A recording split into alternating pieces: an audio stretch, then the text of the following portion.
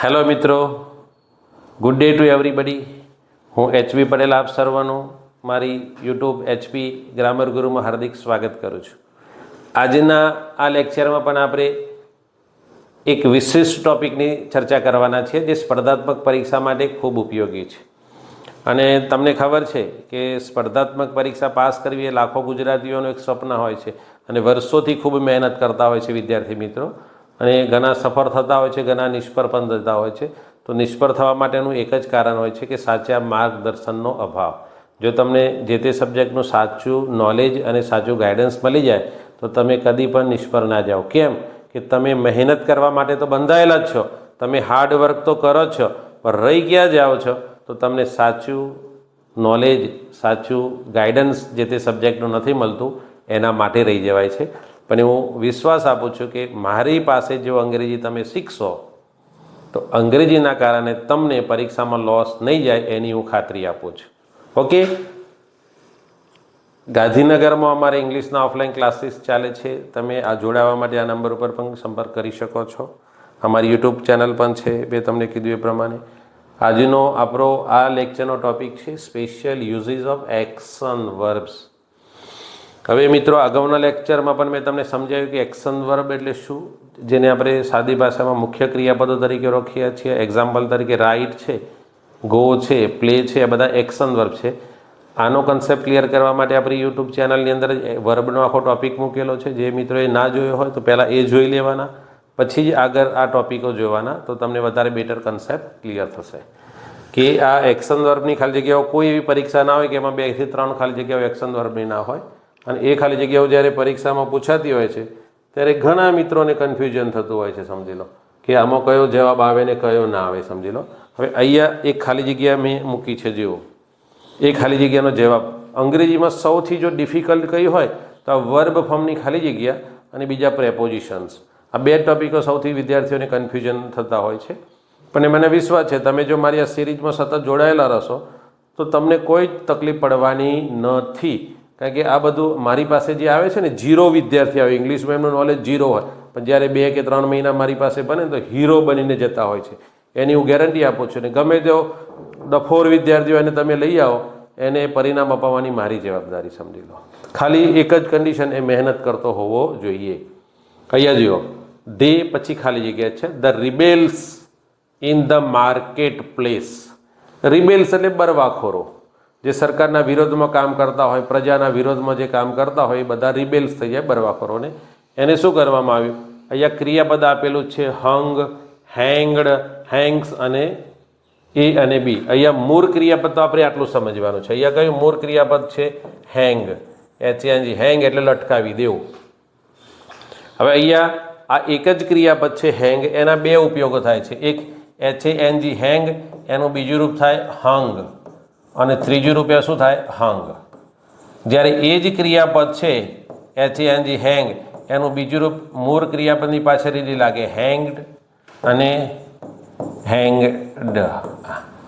હવે આ એક જ ક્રિયાપદ એના 2 રીતે બીજું અને ત્રીજું રૂપ બને છે, જેને પાસ્ટ ટેન્સ અને પાસ્ટ પાર્ટિસિપલ તરીકે ઓળખવામાં આવે છે. આવા ક્રિયાપદો પણ તમારે ખાસ તૈયાર કરવાના. કેમ કે અગાઉની પરીક્ષાઓના જૂના પેપરો જોશો તેમાં એવો પ્રશ્ન પૂછાયો છે, give past participle of given verb. આપેલા ક્રિયાપદનું ભૂતકૃદંત આપો. તો અહીંયા તમે જુઓ કે ભૂતકૃદંત એટલે ક્રિયાપદનું ત્રીજું રૂપ 2 રીતે બને છે. એક ઈડી લાગીને બનેલું રેગ્યુલર, ઈડી વગરનું હોય તે ઇરેગ્યુલર. આ માટે આપણી HB ઇંગ્લિશ ગુરુ એપ્લિકેશનમાં આપણી પોતાની બનાવેલી વોકેબની બુક આખી એની અંદર અપલોડ કરેલી છે. અને એ બુકની અંદર 2500 સમથિંગ વર્બ આપેલા છે, 5 રૂપ સાથે. એ તમે એકવાર જોઈ લેશો તો તમને ખબર પડી જશે કે કયું ક્રિયાપદ એવું છે કે જેનું બીજું અને ત્રીજું રૂપ 2 રીતે બનતું હોય. એક ઈડી લાગીને અને એક ઈડી લાગ્યા સિવાય, જેને રેગ્યુલર અને ઇરેગ્યુલર કહેવામાં આવે છે. તો અહીંયા તમે જુઓ છો કે અહીંયા હેંગ છે, એનું હંગ પણ થાય ત્રીજું રૂપ, અને ઈડી લાગીને પણ બને. એટલે અહીંયા બંને પણ આપેલા છે. અહીંયા હંગ છે અને અહીંયા હેંગડ છે. અને અહીંયા જુઓ તમે એ અને બી પણ આપેલું છે. બરાબર છે? તો હવે તમે જવાબની કલ્પના કરો તો કયો જવાબ આવે? આ પ્રકારની ટ્વિસ્ટ ખાલી જગ્યાઓ આપણી પરીક્ષામાં પૂછાતી હોય છે અને આપણને ખૂબ કન્ફ્યુઝ કરતી હોય છે. પેપર આપવા ગયા હોય ને ત્યારે આપણી પાસે બધું હોય, ખાલી સમય હોતો નથી. નોલેજ તો હોય પણ વિચારવા માટેનો સમય નથી હોતો. એટલે હું મારા વિદ્યાર્થી મિત્રોને કહું કે તમારે વિચારવાનું ઘરે ક્લાસમાં પેપર આપવા જાઓ ત્યારે તો ખાલી જગ્યા જોયા પછી તમને 1 સેકન્ડમાં જવાબ આવવો જોઈએ કે મારા જે ભણાવેલા છે સ્ટુડન્ટ એને તમે પૂછો તો ખબર પડી જશે, એને તો જવાબ લખી દીધો હશે આની અંદર, એને તો એક સેકન્ડમાં જવાબ આવી જતો હોય છે આમ. કારણ કે હું એ લોકોને કોચિંગ પણ એવું આપું છું અને ટ્રેનિંગ પણ એવું આપું છું કે how to find out correct answer from given option within seconds, કે સેકન્ડોમાં એ જવાબ કેવી રીતે શોધવો. તો આનો જવાબ શું આવશે? તો અહીંયા હેંગડ ઈડી વાળું આવી જશે. હવે એક અહીંયા નિયમ છે તો હું તમને સમજાવી દઉં કે જ્યારે HANG હેંગના બે મતલબ થાય. એક વસ્તુને લટકાવવી, હેંગર ઉપર આપણે કપડાં વગેરે લટકાવીએ છીએ એને હેંગ, અને બીજું હેંગનો બીજો મતલબ થાય ફાંસી આપવી. અહીંયા રિબેલ્સ એટલે બરવાખોરોને જાહેરમાં માર્કેટ પ્લેસ એટલે બજારની અંદર એમને ફાંસી આપી દીધી. હવે જ્યારે હેંગ ક્રિયાપદનો મતલબ લટકાવવું થાય તો એનું બીજું અને ત્રીજું રૂપ હંગ બની જાય, સમજી લો, લટકાવવું. જ્યારે હેંગ ક્રિયાપદનો મતલબ ફાંસી આપી એવો થાય તો એનું બીજું અને ત્રીજું રૂપ ઈડી લાગીને બની જાય. એટલે જવાબ તમને આવી જશે, અહીંયા ઈડી વાળો આવી જશે, એ અને બી આવે નહીં. આ વસ્તુ ધ્યાન રાખીશું. છે ને ટ્વિસ્ટ બાબતો? તો જો તમને ગમતી હોય તો અમારી આ ચેનલને સબસ્ક્રાઈબ કરજો અને તમારા મિત્રો સુધી શેર કરજો, જેના કારણે એ પણ આ પ્રકારના ઇંગ્લિશનો સ્વાદ ટેસ્ટ કરી શકે, ઇંગ્લિશનો ટેસ્ટ લઈ શકે. એના પછીની નેક્સ્ટ છે જો ધ ગર્લ, પછી ખાલી જગ્યા at the door is my sister, the girl is standing, the girl standing, stood અને સ્ટેન્ડ.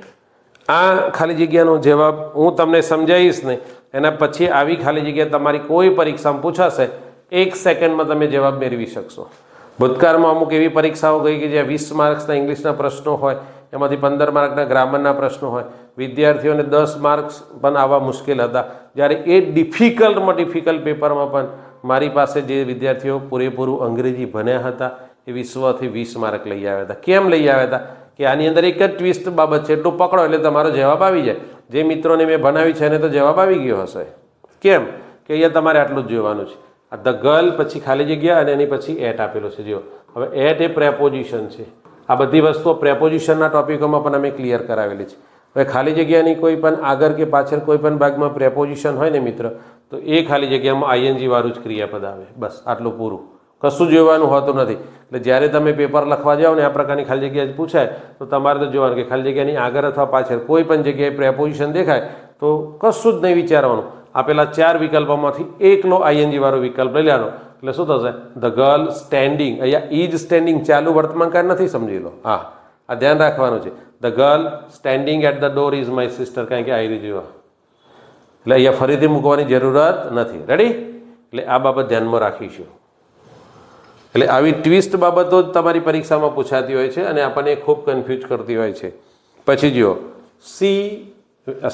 સિન્સ હી મેરીડ હી પછી ખાલી જગ્યા વેરી પંક્ચ્યુઅલ. આનો ગુજરાતી મતલબ એવો થાય જ્યારથી તેના લગ્ન થયા છે ને ત્યારથી એ એકદમ નિયમિત થઈ ગયો છે. પંક્ચ્યુઅલ એટલે દરેક બાબતમાં ચોકસાઈ વાળો થયો છે. હીની વાત છે, સી આવ્યા પછી તો હી સીધા જ થઈ જાય, સમજી લો. તો અહીંયા જવાબમાં તમારે મૂકવાનું છે has been very punctual, is very punctual, had been very punctual કે વોઝ વેરી પંક્ચ્યુઅલ. આ ખાલી જગ્યામાં જો તમે વધારે અંગ્રેજી જાણતા હોય ને તો આ જવાબ તમે ખોટો જ પાડો. ક્યારેક એવું કહેવાય છે કે વધારે જાણતા હોય તો એ દુઃખ થાય. એટલે આપણા માટે તો અ લિટલ બરોબર છે, લિટલ એ નહીં અને ધ લિટલ એ નહીં. અ લિટલ ઇઝ ઇનફ, સમજી લો, તો તમે પાસ થઈ જાઓ. તો અહીંયા ઘણા એવું વિચારે છે કે અહીંયા ઈડી મેરીડ લગ્ન થયા એટલે ભૂતકાળ છે, એટલે ભૂતકાળ જોઈને અહીંયા શું કરે ખબર છે? અહીંયા આ હેડ પકડે અથવા તો વોઝ પકડે, પણ એ હેઝ અથવા વોઝ નહીં આવે, સમજી લો. કેમ નહીં આવે? કે એના લગ્ન થયા છે, એ ક્લિયર છે, પણ લગ્નની જિંદગી તો તારે કેવી છે? ચાલુ છે ને. એટલે એ પેલો ખાલી ભૂતકાળનો પોઈન્ટ બતાવે છે કે આટલાથી ક્રિયા શરૂ થઈ છે અને હજુ એ ક્રિયા કેવી છે? એના લગ્ન થયા તો આજ દિન સુધી એના દરેક કામમાં ચોક્કસતા આવી છે, નિયમિતતા આવી છે. એટલે એ ક્રિયા કેવી છે? કન્ટિન્યુઅસ ચાલી છે. અને ક્રિયા ભૂતકાળમાં શરૂ થઈ અને વર્તમાનમાં પણ એ ક્રિયા ચાલુ હોય તો એ પૂર્ણ ચાલુ વર્તમાનકાળ આવે. જો ભૂતકાળમાં ચાલુ થઈને ભૂતકાળમાં જ પૂરું થઈ ગયું હોય તો પૂર્ણ ચાલુ ભૂતકાળ આવે. પણ એના લગ્ન થયા તો અત્યારે જીવે છે ત્યાં સુધી એ બધી ચોકસાઈથી જીવન કામ કરી રહ્યો છે. એટલે અત્યારે ક્રિયા ચાલુ છે એટલે જવાબમાં શું આવી જાય? હેઝ બીન આવી જશે. એટલે આ વસ્તુ જોવી પડે, સમજવી પડે. અને તમે જાતે વાંચો તો નહીં થાય. હંમેશા આપણે ગુજરાતીમાં કહેવત છે કે ગુરુ બિન જ્ઞાન નહીં, કે ગુરુ ના હોય તો જ્ઞાન ના મળે. હું હોય કે તમે હોય, કોઈ પણ કોઈક વસ્તુ આપણને બતાવવા વાળો તો હોવો જોઈએ ને, સમજી લો. તો એકવાર એ તમને બતાવી દે પછી ઓટોમેટિકલી હવે હું તમને આ બધું સમજાવું છું એટલે ઓટોમેટિકલી તમારા માઇન્ડના દરવાજા ખુલી જશે. એટલે હું તમારા માટે કરું છું, તો તમે પણ તમારા મિત્રોના માટે કંઈક કરવાનું, સમજી લો. અને એ માટે શું કરવાનું, તો ખાલી એને ખબર ના હોય તો મારી આ એપ્લિકેશનની જાણ કરવાની અથવા મારી આ યુટ્યુબ ચેનલની જાણ કરવાની, એના સુધી શેર કરવાની, જેના કારણે એ પણ મહેનત. દરેક પોતાના ભાગ્યથી નોકરી ધંધામાં આગળ જતો હોય છે. એમાં ખાલી આપણો એક એના માટેનો થોડો સાચું માર્ગદર્શન એને પૂરું પાડવામાં આવે તો એ કાયમી ભલે આપણને ના કહે પણ એ અંદરથી તો આપણો કાયમી ઋણી રહેતો હોય છે. ઓકે, ચલો આગળ નવા ખાલી જગ્યાની ચર્ચા કરીએ. તો જો હી પીકડ અપ, પીકડ અપ એટલે ઉઠાવી લીધો. ધ કોઈન એટલે સિક્કો, વિચ પછી બ્લેન્ક ઓન ધ ગ્રાઉન્ડ કે જમીન ઉપર પડેલો સિક્કો તેને ઉઠાવી લીધો. એટલે કયો સિક્કો ઉઠાવી લીધો? જમીન ઉપર પડેલો. તો અહીંયા તમે જુઓ છો, હવે અહીંયા લાઈ, લે, લેડ અને લેડ અપ છે, સમજી લો. તો અહીંયા તમે જવાબ ગેસ કરો. હવે મેં તમને આગળ કીધું કે ખાલી જગ્યાની આગળ કે પાછળ પ્રેપોઝિશન હતો તે આઈએનજી વાળો ઉઠાવવાનો. તો અહીંયા તમે જુઓ છો કે અહીંયા પ્રેપોઝિશન છે પણ અહીંયા ઓપ્શનમાં આઈએનજી વાળું કોઈ નથી આપેલું. એટલે આ આપણા માટે ટ્વિસ્ટ બાબત થઈ ગઈ. જો આઈએનજી વાળું લેઇંગ આપેલું હોત તો આપણે ઉઠાવી લેવોત, સમજી લો.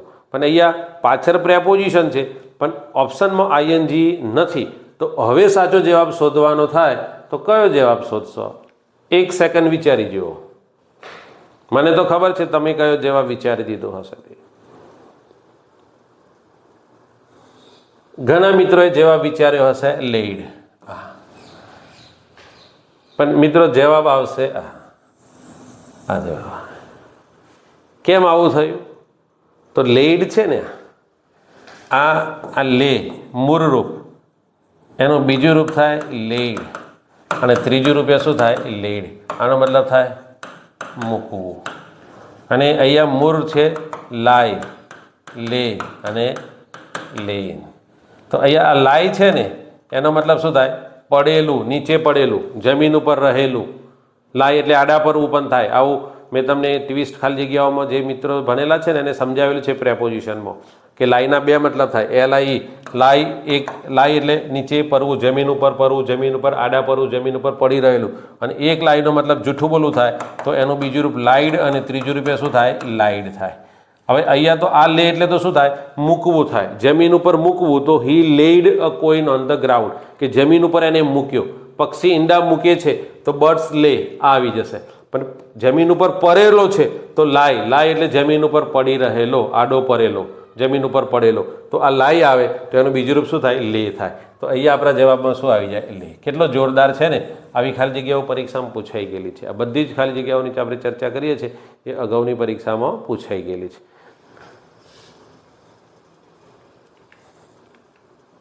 એના પછીનો જુઓ ધ બ્રિજ, પછી ખાલી જગ્યા લાસ્ટ યર. આ બધી જ એક્શન વર્બની ખાલી જગ્યાઓ છે. અને એક્શન વર્બની ખાલી જગ્યાઓ કદી રેગ્યુલર નથી હોતી, સમજી લો. અહીંયા બધી ટ્વિસ્ટ બાબતો જ પૂછાતી હોય છે. અને આપણે જે બનાવીએ છીએ ને, મારા ઓફલાઈન ક્લાસીસમાં ગાંધીનગર બનાવું છે એ પણ બધું ટ્વિસ્ટ જ હોય, નથિંગ રેગ્યુલર. ખાલી બેઝિક બાબતો એના કન્સેપ્ટ ક્લિયર થાય ત્યાં સુધી રેગ્યુલર, અને પછી એક્ઝામ ઓરિએન્ટેડ ચાલે બધું જ ઇરેગ્યુલર આવે. મતલબ એમાં કશું નોર્મલ ના હોય, બધું એબનોર્મલ હોય ને એના બહારનું કશું પૂછાતું પણ હોતું નથી. વોકેબ પણ આપણી બુક આખી વોકેબની છે, મેં તમને કીધું એ પ્રમાણે. એ પણ અંદર આપણી એપ્લિકેશનમાં અપલોડ કરેલી છે. એ તમે સંપૂર્ણ બુક આખી એકવાર તૈયાર કરી દો તો જીપીએસસી, SSC ક્લાસ 1, 2, 3 માટે જે વોકેબ પૂછે એના બહારની નથી પૂછાતી, એ ફાઇનલ છે, સમજી લો. ધ બ્રિજ પછી બ્લેન્ક લાસ્ટ યર. હવે અહીંયા તમે જો લાસ્ટ યર એટલે સાદો ભૂતકાળ થઈ ગયો. સાદો ભૂતકાળ થઈ ગયો એટલે આ હેઝ નહીં આવે. હવે અહીંયા 2 છે, સમજી લો. આ પૂર્ણ ભૂતકાળ છે એટલે આ પણ નહીં આવે. આવી રીતે ખાલી જગ્યાઓ નક્કી કરવી પડે. Last year simple past tense, આ પાસ્ટ પરફેક્ટ ટેન્સ અને આ પ્રેઝન્ટ પરફેક્ટ ટેન્સ, આ 2 નહીં આવે. હવે આપણી પાસે 2 વિકલ્પો રહ્યા, એક બિલ્ટ રહ્યો અને બીજો વોઝ બિલ્ટ રહ્યો. તો મેં તમને એક્શન વર્બના અગાઉના લેક્ચરમાં પણ કીધેલું કે એક્શન વર્બની ખાલી જગ્યા પૂરતી વખતે 2 બાબતો આપણી પાસે હોવી જોઈએ કે ખાલી જગ્યા એક્ટિવ હોય છે કે પેસિવ હોય છે. હવે આખી દુનિયા ટેન્સ બનાવે છે ને, અને એક્ટિવ પેસિવ શું કરે, બધા ટેન્સ બનાવ્યા પછી એક્ટિવ પેસિવ બનાવે છે. અને મારો આખી ટેકનિક જુદી છે. હું પહેલાં એક્ટિવ પેસિવ બનાવું છું બેઝિક બાબતો, અને પછી ટેન્સ લઉં છું, અને એની સાથે આ તમારી આ ખાલી જગ્યાઓ ક્લિયર કરીએ છીએ. જો સ્કૂલ અને કોલેજના બાળકોને ભણાવવાનું હોય ને તો એને ખાલી પહેલાં ટેન્સ બનાવી દો અને પછી એક્ટિવ પેસિવ બનાવો તો એને નોર્મલ, કારણ કે એને સેન્ટેન્સીસના ટ્રાન્સફોર્મેશન આવે છે. જ્યારે તમારે આ ટાઈપની ખાલી જગ્યાઓ આવે છે, જેના કારણે મોટાભાગના ભણાવવાવાળાને કે ભણવાવાળાને પણ ખબર હોતી નથી. એટલે ટેન્સ પહેલાં એક્ટિવ પેસિવના કન્સેપ્ટ ક્લિયર કરો અને પછી ટેન્સ ચાલુમાં ભણાવવામાં આવે ને તો વસ્તુ ક્લિયર થઈ જતી હોય છે. તો અહીંયા તમારો જવાબ આવશે વોઝ બિલ્ટ આવ્યા. કેમ કે ગયા વર્ષે પુલ બાંધ્યો. કોને બાંધ્યો? બાંધવાવાળો કરતા આપેલો નથી. તો આ બ્રિજ એ શું બની ગયું? કર્મ. અને જ્યારે કર્મ આગળ હોય એટલે વાક્ય કેવું બની જાય? Passive voice. અને મેં મારા મિત્રો વિદ્યાર્થીઓને સમજાવ્યું છે કે પેસિવ વોઇસનો મતલબ થાય ટુ બી પ્લસ ભૂતકૃદંત. ટુ બી એટલે અહીંયા વોઝ એ ટુ બીનું ક્રિયાપદ છે, અને બિલ્ટનું આ બિલ્ડ છે ને મૂળ ક્રિયાપદ તો BUILD બિલ્ડ, એનું બીજું અને ત્રીજું રૂપ બિલ્ટ થતું હોય છે, એટલે જવાબમાં આવી જાય. એટલે આ પ્રકારની ખાલી જગ્યાઓ જ્યારે પરીક્ષામાં પૂછાય ત્યારે આપણને ખૂબ કન્ફ્યુઝન કરતી હોય છે. તો આ પ્રકારનું શિક્ષણ મેળવવા માટે તમે અમારા ક્લાસીસમાં પણ જોડાઈ શકો છો ઓફલાઈન, અને એ ના હોય તો પ્લે સ્ટોર ઉપર અમારી આ એપ્લિકેશન અવેલેબલ છે. એને ડાઉનલોડ કરો અને એની અંદર સંપૂર્ણ જે તમને ભણાવવામાં આવે છે ને એને ડિટેલ થિયરી બંધ, અંદરથી તમે થિયરી પણ લખી શકશો, એના વિડીયો લેક્ચર્સ પણ જોઈ શકશો, એની ટેસ્ટ સિરીઝ પણ છે, બુક્સ પણ અંદર વોકેબની આપેલી છે, પ્રેક્ટિસ બુક, બધું જ અંદર છે. તમે એટલે બધું જ ઓલ ઇન વન એકવાર આ કોર્સ કમ્પ્લીટ કર્યો એટલે ક્લાસ 1, 2, 3 ગુજરાત ગવર્મેન્ટ હોય કે સેન્ટ્રલ ગવર્મેન્ટની કોઈ પણ પરીક્ષામાં ગ્રામર વોકેબ પૂછાશે, you can do easily clear it. Okay, ચલો મિત્રો, તો ફરીથી નવા ટોપિક સાથે મળીશું. ત્યાં સુધી સી યુ, ગુડ બાય, જય હિન્દ.